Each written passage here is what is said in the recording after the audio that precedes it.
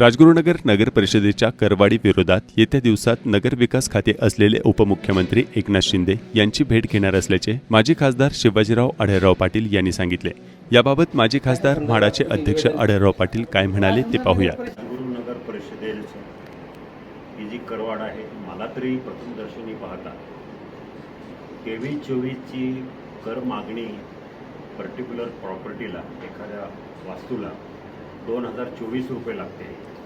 आता नवीन सुधारित कर मागणी डिमांड आहे ती 96,000 आहे, म्हणजे 48 पट इतक्या मोठ्या प्रमाणामध्ये जी झालेली आहे। मी मगाशी आपले CEO गडकळ यांच्याशी फोनवर बोलून म्हटलं हे अन्यायकारक आहे। त्यांचं म्हणणं आहे की ह्या सगळ्यांना सरसकट असं नाही आहे, ज्या काही कमर्शियल प्रॉपर्टीज आहेत त्यांना जे झालेलं आहे त्याचं आम्ही दुरुस्ती करण्याचा प्रयत्न करतो आहे, परंतु दुरुस्ती करण्यापेक्षा या सर्व जनतेचं मागणं आहे की स्थगिती दिली पाहिजे चाकणच्या धर्तीवर।